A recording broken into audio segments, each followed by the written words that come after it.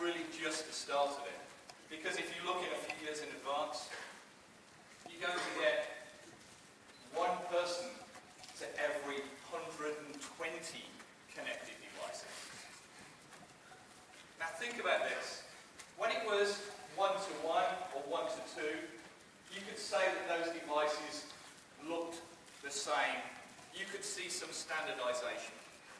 But when it's 1-to-120, what you really have there is an opportunity to really differentiate and put in value-added services and change the definition of what a connected device really is. It will be connected washing machines. It will be your connected home.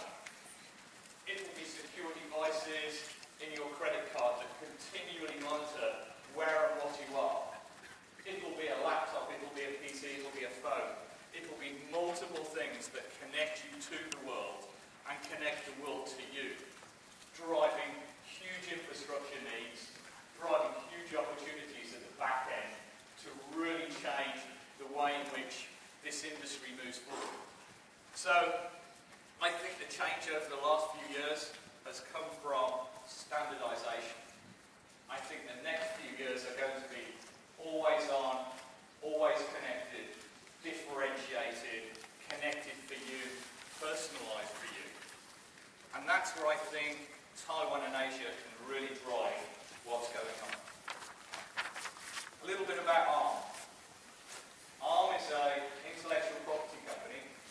We don't make chips, we license them out. We license to over 250 companies now. Last year our partners, and we use this word very, very carefully because we really do mean partnerships.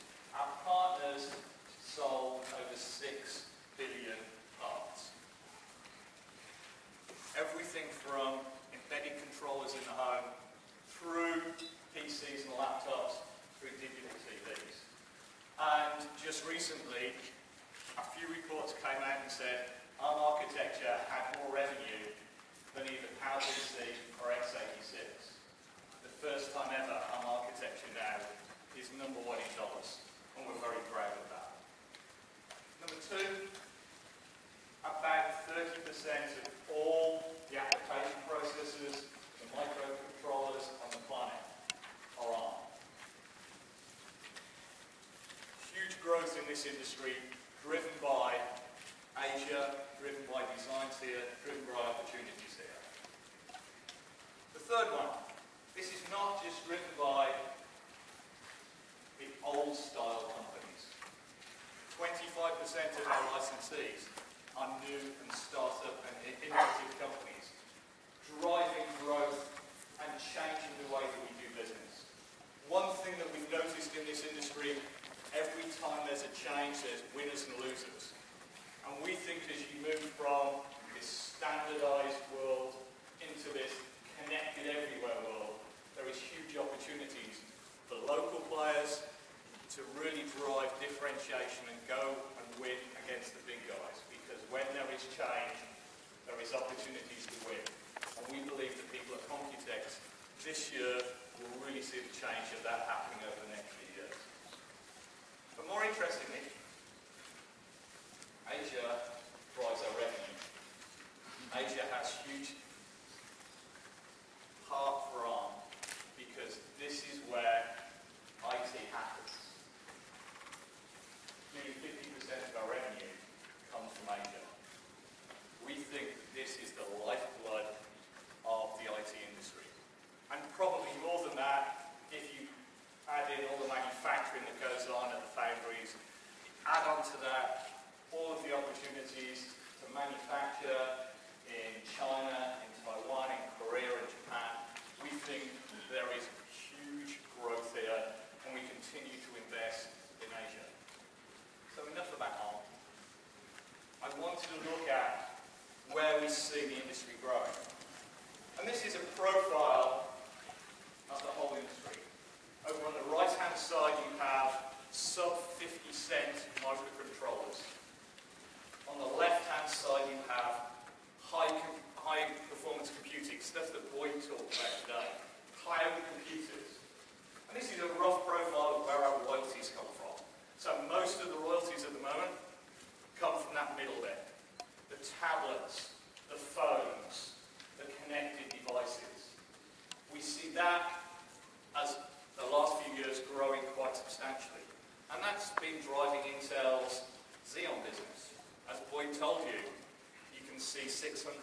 phones equals 1 Xeon processor. You can see 122 tablets equals 1 Xeon processor. That growth has really enabled Intel's data center to grow. And so you've seen the growth curve go up like this over the last few years. But it doesn't just stop there. If you really do believe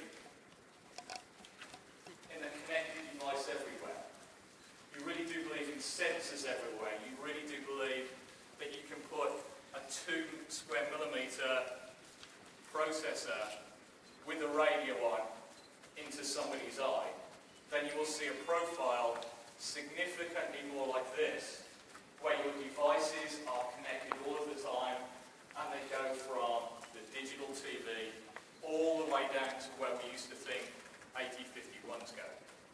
But it doesn't just stop there. As we see a growth in cloud computing, we also see a need for not tens of watts of power, but single-digit 1, 2, 3 watts of power into servers. And we see growth at the right-hand side as well. So going up into this cloud computing environment over the next few years, really enabling low-power supercomputers, blade servers to grow.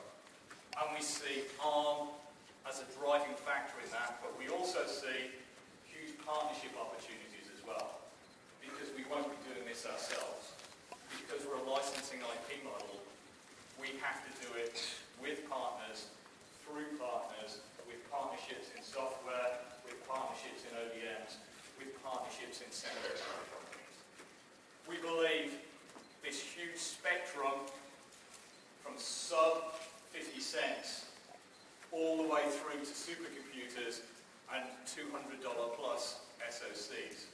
We're the only architecture that can really span that across a whole range of partnerships. And this partnership word keeps on coming up, and I'll explain to you why in a minute. Outsourcing. I was looking at what I really felt was the genesis of where Taiwan's industry came from. And it came from outsourcing manufacturing, low-cost design.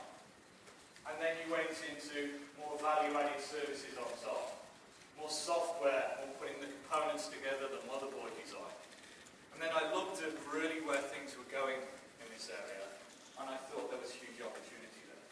So a few facts in that area that really I think we should take note, because they will be the driving force going forward. We think it's much cheaper to outsource some of the key components in the industry and add value on top. We think it's about 60% cheaper to go buy an ARM core than it is to design your own core. And we proved that out time and time again. It's faster, it's better, it has lots more software compatibility. We think that partnerships are critical. We have 850 partners in our Connected Community program. The fastest growing part of that is in Asia. We have a third of those 850 partners in Asia driving software and hardware innovation. But more interestingly, we have a unique business model in IP, where we don't make money unless our partners make money. Because we have a license and royalty model, if our partners don't ship, we don't get royalty from that. And that's really where our profit comes from. And so we are taking a risk together. We don't just put together a vertical solution. We have to enable this industry with an ecosystem to grow. And that's the way the profitability is shared. By selling things, by doing things together. And that's how partnership becomes about in a real win-win environment. And we see that moving forward as the best way to attack the 120 different connected devices that you'll have around you in the next 5 years. It wasn't the way 5 years ago. We believe in the next 5 to 10 years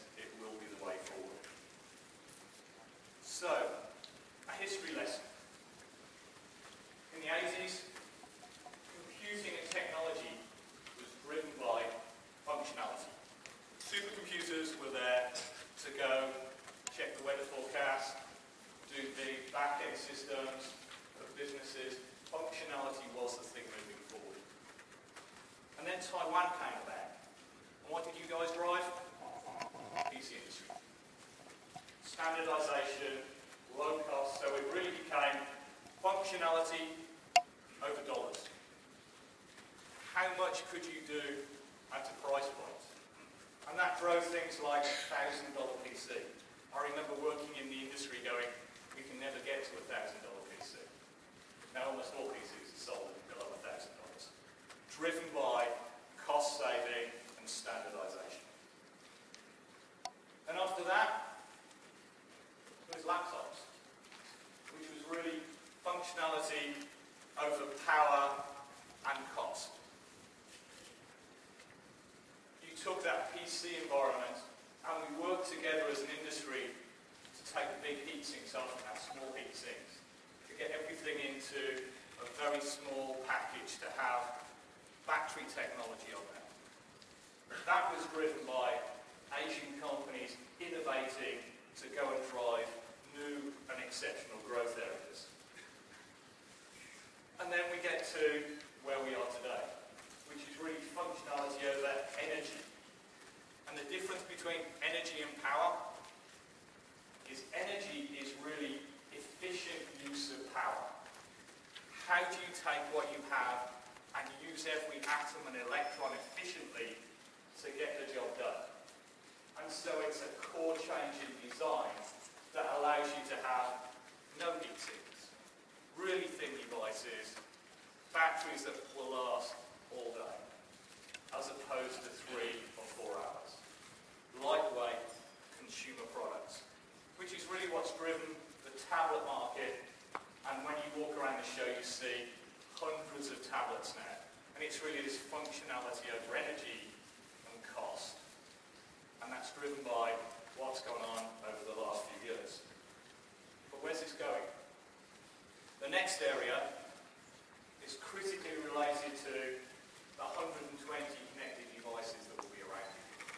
And we see its functionality over available energy. That means when you're connected, when you're not connected, how do you get energy into devices? Does it harvest from everybody's phone in here, the energy that's in here? Does it sit there and harvest it from the lights or electricity, from solar electricity? You have a difference in the way you gather electricity, the difference in the way that you use electricity. And consumers value thinness, lightness. And if they value that thinness and lightness, you need to find ways to recharge. You need to find ways to enable much better energy efficiency. And so that will enable new devices. My watch may become a computer, or some other device that's connected. Medical will use this, not just to go and analyze, but to go and embed. And so we see huge growth area potential for diversifying this business. Not just taking the standards, but adding an awful lot of differentiation. And differentiation means value, means margin, means money. Then after that, we've gone through the power cycle. What's next? Battery technology. Different semiconductor industries happen. We're still evaluating all of that. We think that's a 10-year in advance. So, I've explained about low power, but I think low power hardware is really the future driver. Low power by design from day one. Design philosophies to drive low power will be critical. And you can't do that by categorizing. You have to have innovation. And we deliberately drew the slide previously, with a line going from phones all the way through to DTVs. Why is that? I actually don't agree in categorizing products. When you categorize products, what do? You take away innovation. And so why do we work with 250 level. Why do we work with 850 connected community partners? Because we don't categorize into one area. We enable differentiation. We enable this whole slew of products through a product range. What does that mean? End users get to choose. That means you get to design the products that you think are right for your market. And you can pick and choose which partners you want to work with and pick the best in the industry and mix and match and put them together. Because we believe the OEMs, the ODMs really are people who should be able to pick and choose which categories they want to play in, what new categories they want to create, and really where the end users are going. So you should not have a reason not to do a product. It's your own ideas that should really come to the fore. And that's what I think Asia and Taiwan can drive. Software. I joined ARM 6 years ago, and everybody said Symbian was the way forward. Over the last 6 years, we've seen the growth of the browser, we've seen the growth of the internet everywhere, we've seen the growth of mobility. It's been driven by operating system choice, browser choice, plugin choice. We've seen hundreds and thousands of applications being written and downloaded. We see Google Android doing hundreds of thousands of downloads a day. We see Chrome OS. You've seen announcements today from Windows 8. It's really enabling this internet everywhere story. Not just for browsers, not just for plugins, but for the applications they actually use. And this is driving the internet to become more personal for you. But what else they're doing is they're driving this connected everywhere. Because these applications really need the internet and really need the personalization of you to drive this forward. So I think there is a misnomer in this industry, and that's called a personal computer. I think your phone, your tablet, and all the rest of the 120 devices that will be around you coming forward will be your personal computer. Because they are more personal to you than your PC is at the moment. We see software driving that, we see innovation driving that forward. So, in conclusion, we think partnerships are important. I've mentioned partnerships on every slide. We are a partnership-driven company. We don't make money unless our partners make money. We don't think that a partnership should be one size fits all. We think partnership should be around differentiation. We think partnership should be around innovation. We think partnership should be around risk and reward. And multiple choice is significantly better than one size fits all. We see a growth from the mini computer through the PC era to the tens and hundreds of billions of units. And that means huge opportunity moving forward. And my challenge for you, having been at Computex this year, is how do we speed that up? Because Computex is changing. Because Computex is becoming